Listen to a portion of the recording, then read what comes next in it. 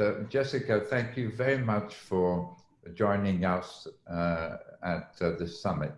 And we're all fascinated by your scintillating career as an entrepreneur, trying to do good and do well. And I'd like to start by just asking you the question, what's the road that led you to create the Honest company and to choose that particular mission? The Honest Company is a modern brand. I guess you could put us in the category of CPG and beauty. And we really, we are a platform for community, for content, and for products so that you can live a healthy, happy life. And why I had this, or even had the idea, and why I even started this company was really around a huge opportunity that I saw, a real white space that I saw in the marketplace when it came to people having access to the right information and being able to make choices in their everyday life that could affect their health and their family's health over time. So when I was pregnant with my first child at the age of 26, I didn't really have any friends that had children, and I didn't know very many people who had kids outside of my mom, frankly. And so I asked my mom, for her recommendations, like, what should I do? So my mom said that, from my baby shower, I needed to wash all the clothes in this baby detergent. And I was like, there's a different detergent? What? So then she was like, yeah, and there's different shampoos for babies and all this stuff. And I was like, okay. And I was like, do I really need to use this stuff? And she was like, yes, of course. And so I did. And I actually had an allergic reaction to a detergent that was marketed for babies. And I was like, Mom, what's in this stuff? Like, if I'm having an allergic reaction and I'm like an adult, imagine a newborn baby that can't even talk. Like, what if her throat closes? What if she swells up? What if she's getting rashes and she's itching? She can't talk to me and even tell me, like, how am I supposed to know? And I also went back to my childhood before I became an actress. I suffered from really severe complications with asthma and allergies as a kid. And I spent a lot of time in the hospital, which is probably why I became an actress. I wanted to literally be a superhero or anyone else who wasn't in a hospital bed. So I then had this fear that my new little baby was going to possibly be sick like I was. And I couldn't believe that this detergent could cause this type of reaction. And so then I did a lot of research, and my mom was like, you asked me for my advice. I'm just trying to give it to you. You're hormonal, you're pregnant. Call me back when you're done being angry. And so I was like, well, I'm gonna Google what's inside of this thing. And I learned that there are lots of potentially harmful chemicals in everyday products, from what's inside of certain shampoos and detergents and beauty products to even what's sprayed on materials in your home, on mattresses, paints. And they actually, there's been many studies that even like the interior of a house could be more toxic even than the exterior because of the off-gassing of all these chemicals inside the house. So I was like, something's got to change. Like, what? Like, how can this be? And how do we not know? And how can we be exposed to all these different chemicals and not even know what the health ramifications are? I was like, well, I'm going to go lobby for chemical reform. And I was so frustrated because, no matter who I spoke to, they turned it into like, are you a liberal? Is this a Republican thing? Wait, are you a conservative? Like, what side are you on? And I was like, I'm on the side of human beings. This is not about liberal or conservative or Republican or Democrat. This is literally just about human health and safety. And try and make it easy for people to live a healthy, happy life by making these everyday little choices that could affect your health in a big way over time. And I grew up with not very much money. My father was in the military, so you know, we really lived paycheck to paycheck growing up, and I really felt like there was a huge gap in just the access to healthier and better products, and even healthy food. All of it, you really saw that people who live in poverty or even who are just trying to get by, there was a huge gap in what was even available to them. So making my products accessible and as affordable as possible was a big reason why I went direct to consumer and I launched online. And then I leveraged for the first year and a half of the company social media.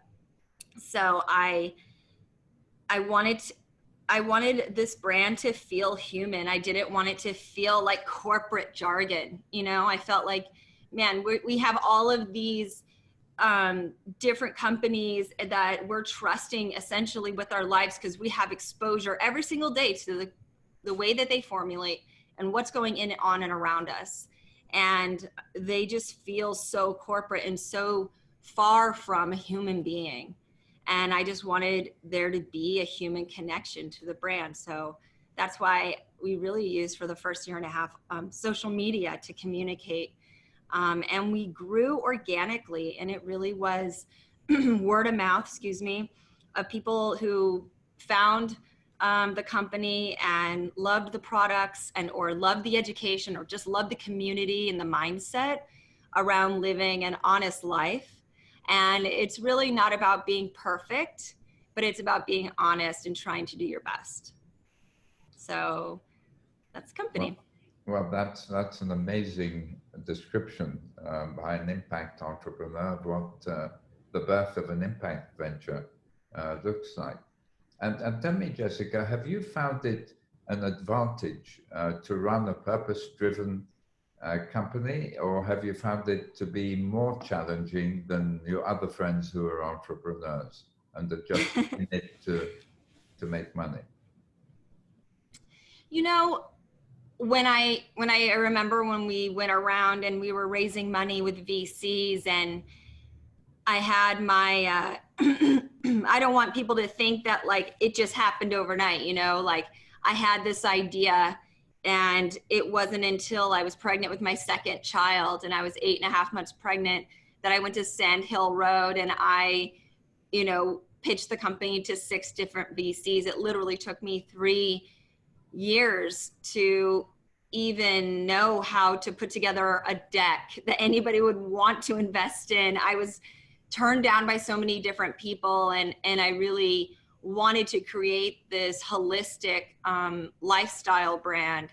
And it was really difficult for a lot of people to understand, including business people and including investors. And so I hit many sort of hurdles and challenges and walls, and I just tried to learn from all of those challenges as I pursued my goal. And I felt like giving up a lot, and I didn't feel like I was qualified or smart enough or good enough because I got my GED. You know, I started acting when I was 12. I was, you know, really thought that I was just going to be in entertainment, and people in entertainment, there's a bias that you aren't necessarily smart enough even to create a business, especially an actress. So I had to overcome a lot of my own insecurities. And, you know, I think the mission of what The Honest Company stands for and the goal, I was so driven by the outcome of being able to offer people a healthier life and being able to open that door for people who didn't even know it was possible, that they could live a healthier, better life. And so that's actually what drove me every day, even when I felt like giving up, because man, it was hard. And then in combination with that, when I did go to Sand Hill Road and we did finally get our investors, and we got, I think everyone gave us a term sheet, and we chose two, and two of those VCs are still on my board and have invested along the way. And I remember in the first board meeting, one of them said, okay, so you are creating healthy products that are good for people. You are trying to be good for the planet as well. You are a direct-to-consumer business. You also want to give back. Like, you just can't do all of this. So why don't we take out the give back element to your business model? And I was like, how about we keep it in? And in 3 months, if this is just not worth it, and we feel like we want to look at the model differently, then let's do that. But how about we just launch with that? Because I really feel like the modern consumer cares about this stuff. So along with the model being really built on transparency and quality ingredients and better for you products and education and content, and all of that, making it accessibly priced, direct to consumer, building that community, I really wanted to have a give back, because there are people who cannot provide those basic essentials for themselves or their families. And I just felt like if we could do anything to help any family, especially with babies, and those, it's hard enough to be a parent when you have all the resources. Imagine now not even being able to provide clean diapers or shampoo or, a safe place for your baby to sleep. So for me, it was just really important that if we could create a for-profit business model, that part of the model, a percentage, gives back, but then also addressing a human health crisis, like that to me was the ultimate. To this day, I think the thing that I'm probably most proud of, and luckily after 3 months, the VC, who's still on my board, he didn't make me take that element out of it. But we've been able to donate 22 million products to date. Definitely before we were profitable, we were giving back. And then 3 million we committed to this year, with the COVID crisis and everything that's been going on. We give to various different nonprofits. We did $100,000 commitment to March of Dimes. There's another big health crisis happening with maternal health and people living in underserved communities. What advice would you give an impact entrepreneur setting out as you did? I actually think that because we do have values from a business perspective, but also internally as a community and a culture, and those values align with people's values out in the world. And I think when you feel like in order to be successful, you have to leave your good character, your values at the door in order to be successful. That's such an old school way of looking at capitalism, I think, and also success. And I think it's just a really tired model. And I think as you look at the more successful businesses, you see that you will be more successful when you have diversity and inclusion, which means you have women who have a seat at the table. And the more diversity in thought, you're going to have better solutions to your challenges. And the only way to, I guess, to really do all of that is to stand for something. And so it really helps with retention when you have values and when you stand for something. Thank you very much for that, Jessica. You're an inspiring role model for thousands and millions of people out there. And it's wonderful. It's wonderful to have had the opportunity to hear you today.